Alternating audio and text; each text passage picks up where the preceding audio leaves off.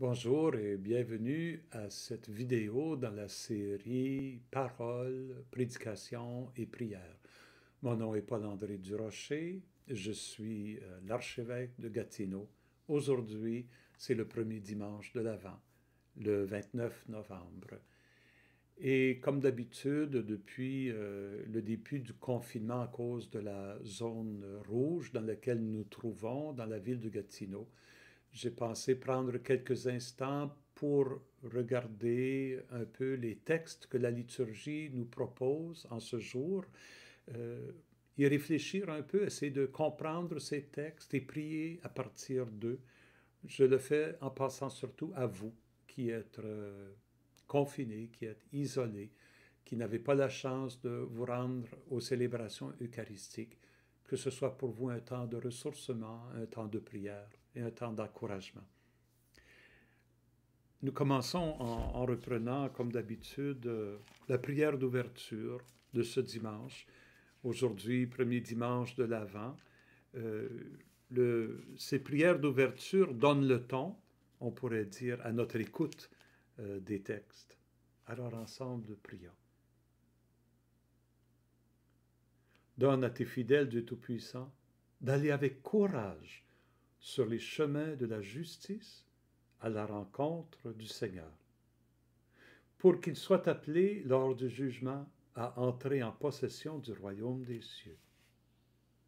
Par Jésus-Christ, ton Fils, notre Seigneur, qui vit et règne avec toi dans l'unité du Saint-Esprit, maintenant et pour les siècles des siècles. Amen. La première lecture d'aujourd'hui est tirée du prophète Isaïe. On parle du livre du prophète Isaïe. De fait, le livre du prophète Isaïe a été rédigé sur une période de 150 années, donc pas par le même prophète Isaïe, c'est clair. À l'origine, probablement, il y avait un prophète Isaïe et par après, il y a eu des gens qui, inspirés par lui, ont continué à ajouter à ses écrits, ce qui nous donne un texte qui s'étend, comme je le dis, sur presque 150 ans, à partir des premières incursions des Assyriens en Israël qui ont menacé la survie d'Israël jusqu'à la déportation vers Babylone et ensuite le retour à Jérusalem. Et le texte que l'on lit aujourd'hui vient de cette section du livre, la dernière section du livre, lors du retour, mais le retour n'a pas été aussi beau qu'on se l'était imaginé. On avait pensé que Dieu ferait quelque chose de grand pour remettre Jérusalem à l'honneur et mettre le descendant du roi David sur le trône et que le peuple deviendrait un grand empire. C'est pas ça du tout. Ils reviennent, mais ils sont toujours soumis, cette fois-ci, à l'empire des Perses. La reconstruction du temple et de la ville prend du temps, l'économie ne fonctionne pas, il y a des tensions, il y a des conflits entre ceux qui reviennent d'exil et ceux qui étaient restés sur la terre. Alors, tout ça fait que le peuple vit une grande angoisse, presque aussi grande que lorsqu'ils étaient en exil. De fait, le texte qu'on lit a peut-être été composé durant l'exil et repris par après. C'est un psaume de lamentation. C'est un cantique où on se tourne vers le Seigneur. Il faut comprendre qu'à l'époque, quand les choses allaient mal, on se disait, ben, c'est Dieu qui fait que les choses vont mal. Mais pourquoi les fait-il aller mal? Bon, Isaïe disait c'est à cause du péché du peuple, mais même là, c'est Dieu qui permet qu'on commette des péchés. Pourquoi Dieu permet ça? Pourquoi Dieu nous laisse nous éloigner de lui puis connaître ses effets néfastes? À l'époque, on croyait que Dieu contrôlait tout ce qui se passait dans l'univers. Aujourd'hui, suite à Jésus, Jésus nous apprend, non, il y a une liberté humaine, c'est nous qui choisissons, c'est nous qui décidons, c'est pas Dieu qui nous contrôle, nous ne sommes pas des marionnettes dans la main de Dieu. Mais pour bien comprendre le texte aujourd'hui, il faut se mettre dans la mentalité de l'époque.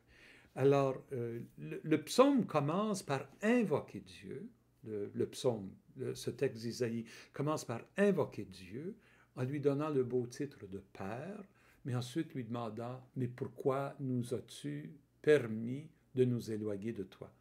Écoutons le début du texte. C'est toi, Seigneur, notre Père, notre Rédempteur depuis toujours. Tel est ton nom.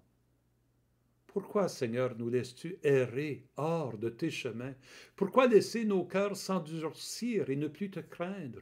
Reviens à cause de tes serviteurs, des tribus de ton héritage. Ah, si tu déchirais les cieux, si tu descendais, les montagnes seraient ébranlées devant ta face. Pour les Juifs, Dieu, sa demeure éternelle est au ciel. Et les humains sont sur la terre, que Dieu déchire les cieux, parce qu'on croyait vraiment que les cieux étaient une barrière physique qui séparait le monde divin du monde humain. Si Dieu déchirait les cieux et descendait, quelle gloire extraordinaire ça serait. Évidemment, les chrétiens, nous avons compris ce texte-là, nous l'avons réinterprété en fonction de la venue du Messie. Dieu est venu parmi nous. C'est pour ça que c'est un texte de l'Avent. Parce qu'en Jésus, il est venu sans déchirer les cieux, mais en entrant dans notre monde. Mais continuons le texte du prophète Isaïe. Isaïe s'imagine dans un avenir qu'il ne connaît pas,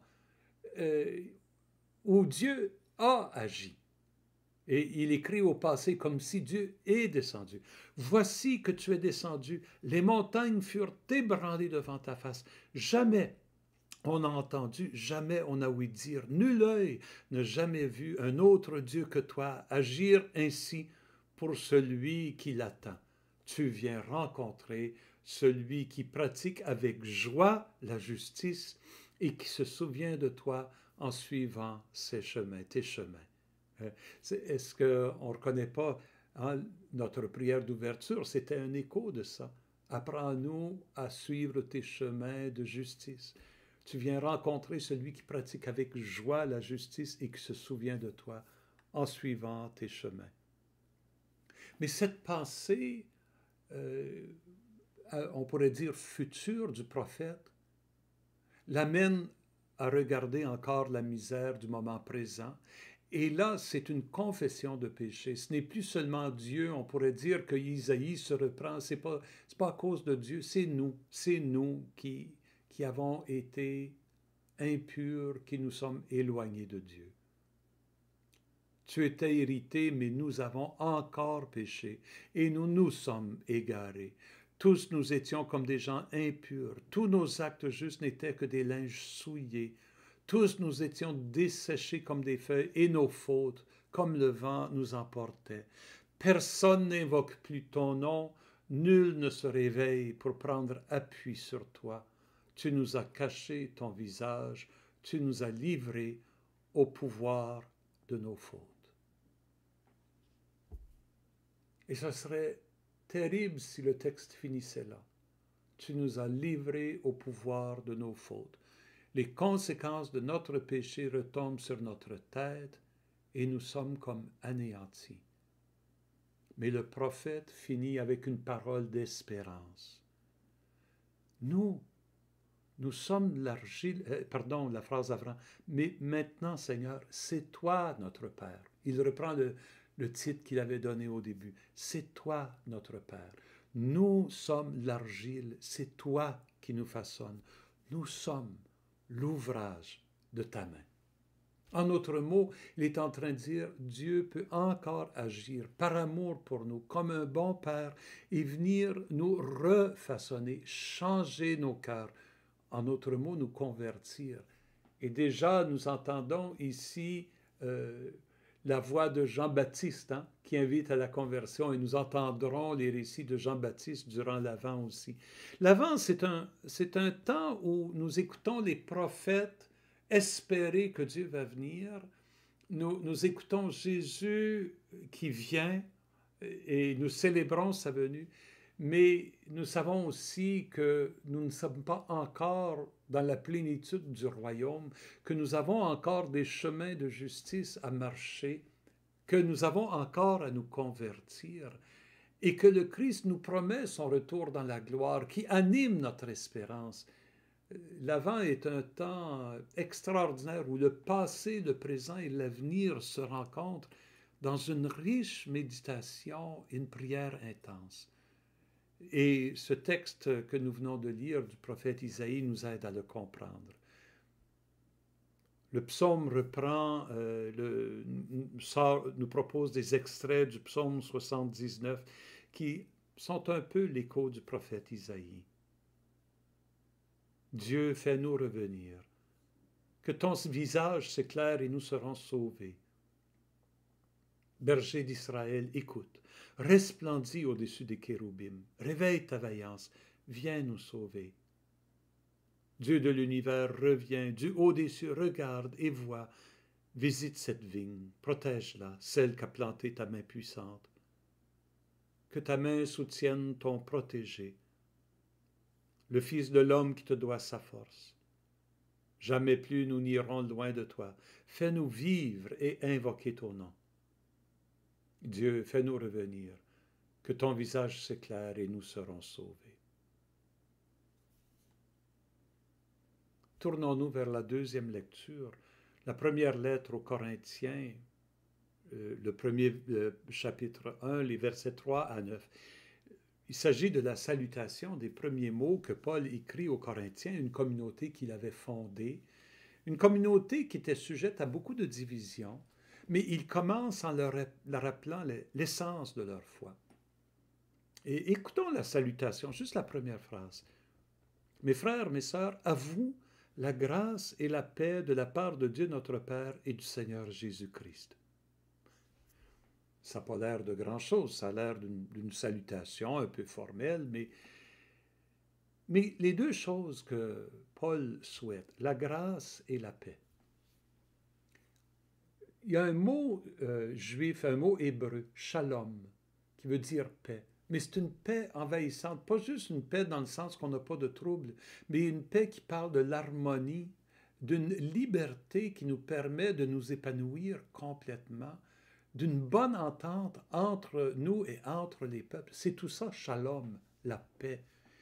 Et les Juifs à l'époque de Paul, ils désiraient cette paix-là d'une façon viscérale parce que, bon, j'ai parlé de comment ils avaient été en exil à Babylone, puis ensuite ça a été l'Empire perse, puis ensuite ils ont été sous l'Empire d'Alexandre le Grand, puis ensuite des descendants d'Alexandre le Grand, puis ensuite ils ont été sous l'Empire des Romains. À l'époque de Jésus, ils sont toujours sous l'Empire des Romains. Donc, toujours opprimés, jamais profondément libres, toujours pris entre des pouvoirs, des puissances ennemies. La violence fait partie de la vie quotidienne et la paix est comme un rêve inespéré, si nous pouvions avoir la paix. La culture grecque, parce que Corinthe c'est en Grèce, la culture grecque, elle recherche la grâce. La grâce, c'est quoi? Parce qu'on connaît un peu la culture grecque, les grands philosophes, les dramaturges, les poètes, la sculpture, l'architecture. Les Grecs cherchaient la beauté et la vérité. Et ils résumaient ça dans un mot, la grâce.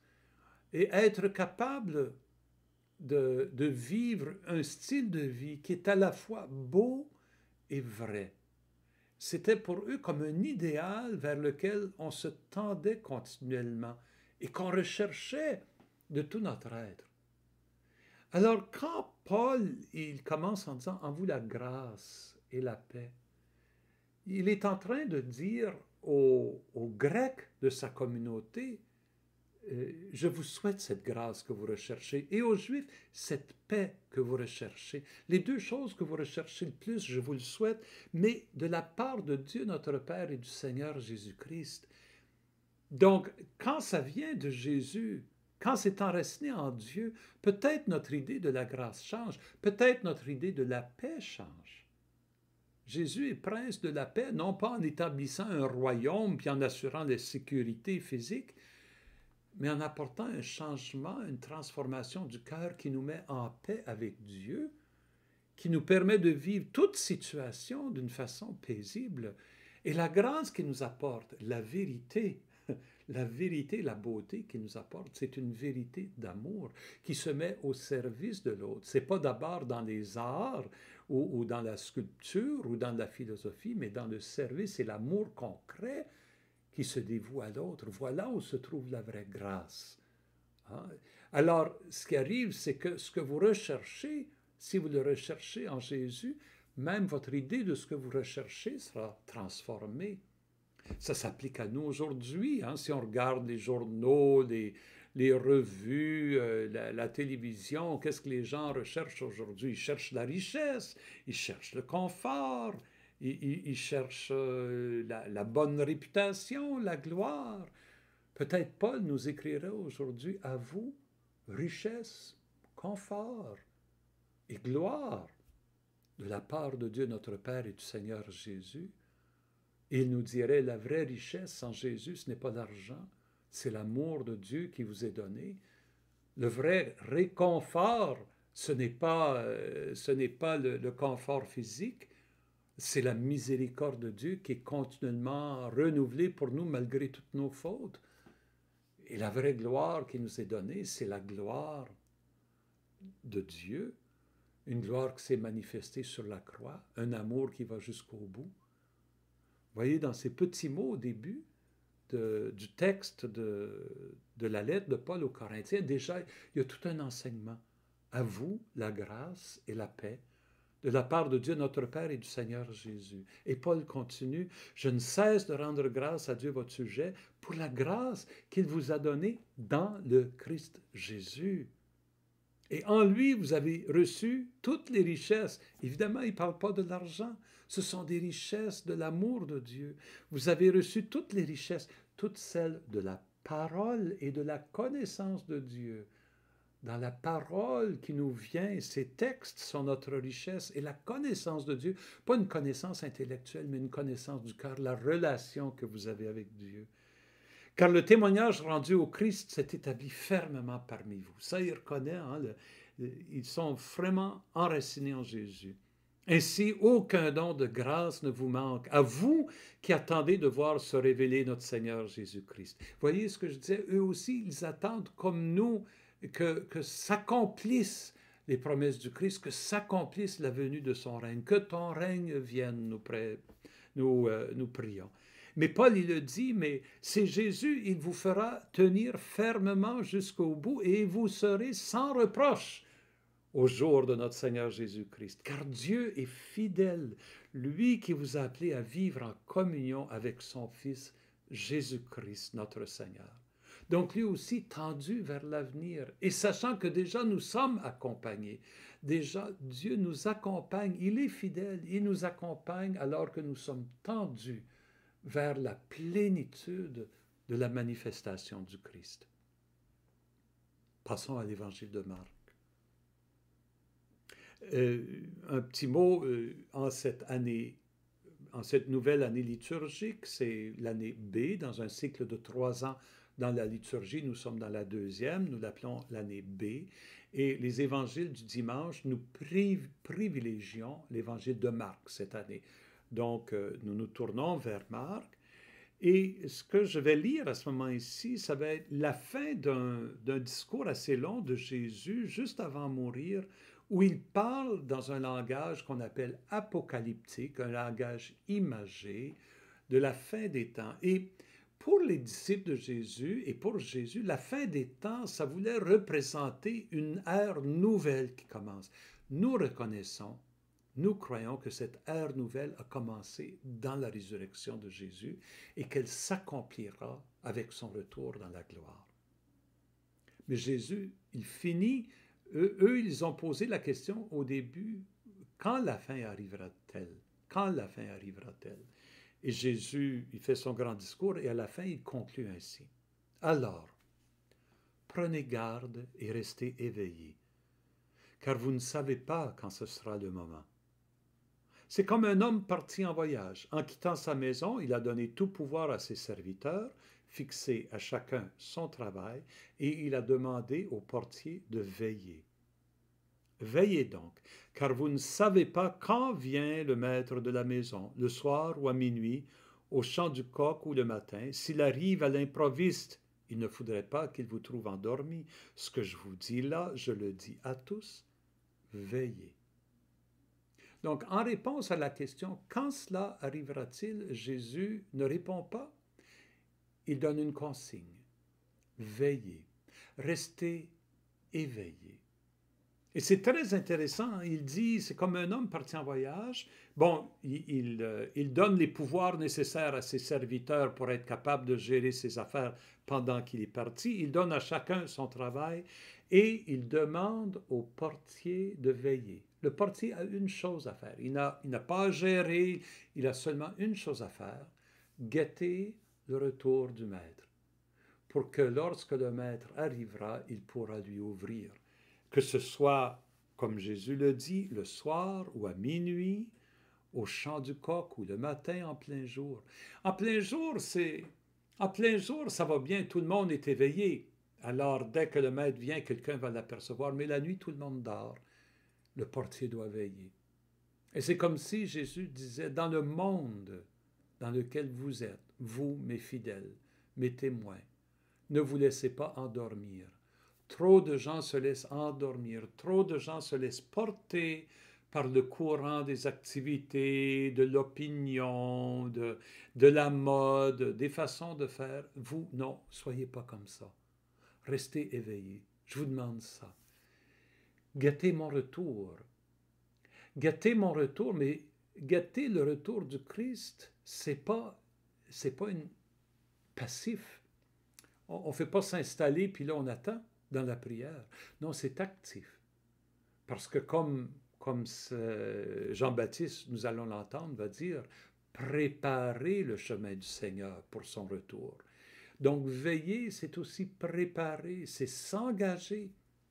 Mais cette attitude d'éveil nous invite à sonder notre propre cœur, à être vigilants face à nous-mêmes, vigilants dans nos relations avec les autres, à chercher le sens profond de ce qui nous arrive. Tout ça, c'est impliqué dans le mot veiller. Veiller pour mon retour.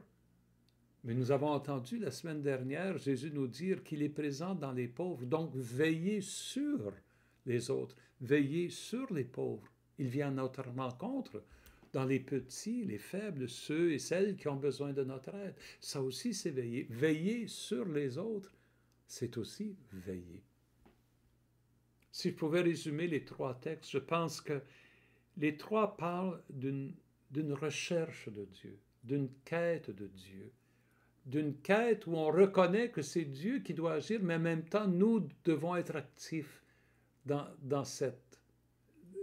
alors que nous cherchons que Dieu vienne agir en nous et à travers nous dans notre monde. Isaïe, c'était « Où es-tu, Seigneur? Que fais-tu? » Paul, c'est déjà Dieu nous a donné sa paix, sa grâce, sa richesse, mais c'est encore à être accompli.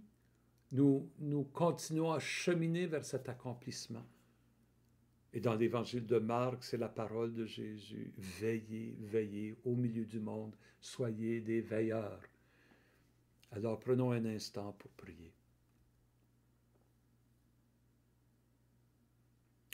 Dieu notre Père, nous te rendons grâce pour tous les signes de ta présence dans nos vies, toutes tes merveilles, toutes tes bontés.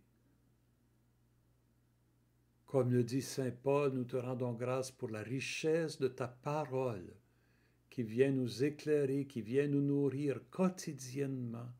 Quel cadeau pour nous. Et pour cette deuxième richesse de te connaître, d'être en relation avec toi, Dieu notre Père, de pouvoir t'appeler Père, comme Isaïe, mais encore plus comme Jésus, Abba, celui qui nous aime comme le meilleur Père qui nous aime avec le cœur de la meilleure mère. Tu es vraiment un Dieu tout amour. Tu te penches sur nous. Tu n'es pas loin de nous. Nous recherchons ta présence, mais souvent, Seigneur, c'est nous qui ne sommes pas présents à toi. Nos cœurs endormis nous empêchent de te reconnaître présent à nos côtés. Aide-nous à veiller. Donne-nous des cœurs de veilleurs, afin que nous puissions te reconnaître, que nous puissions t'accueillir dans ta parole, dans ce moment de prière. Te reconnaître aussi à l'œuvre dans tant d'hommes et de femmes qui cherchent à faire du bien autour d'elles. Te reconnaître aussi dans les pauvres, dans les petits, dans ceux qui souffrent, dans les malades. Oui, tu es là avec eux, tu es là avec nous. Encore aujourd'hui, ton Fils s'unit à toutes les personnes qui vivent l'épreuve pour leur redire ton amour, pour leur donner ton esprit de courage, de force. Donne-nous cet esprit, Seigneur, durant cet Avant et ce Noël qui seront différents de tous les Avents et de tous les Noëls que nous ayons jamais connus. Donne-nous ta force, ta sagesse. Donne-nous ton esprit.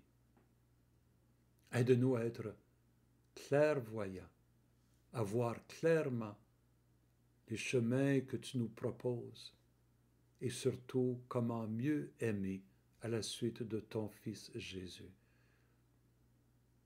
Et c'est en reprenant ces paroles que nous te prions dans son esprit. Notre Père, qui es aux cieux, que ton nom soit sanctifié, que ton règne vienne, que ta volonté soit faite sur la terre comme au ciel. Donne-nous aujourd'hui notre pain de ce jour. Pardonne-nous nos offenses, comme nous pardonnons aussi à ceux qui nous ont offensés. Ne nous laisse pas entrer en tentation, mais délivre-nous du mal, car c'est à toi qu'appartiennent le règne, la puissance et la gloire, pour les siècles des siècles. Amen. Mes chers amis, que la paix de Dieu et sa grâce, mais cette paix qui surpasse tout ce qu'on peut imaginer, garde vos cœurs et vos esprits dans le Christ Jésus, notre Seigneur. Amen. Et que Dieu Tout-Puissant vous bénisse, Père, Fils et Esprit Saint. Amen. Bon premier dimanche de l'Avent.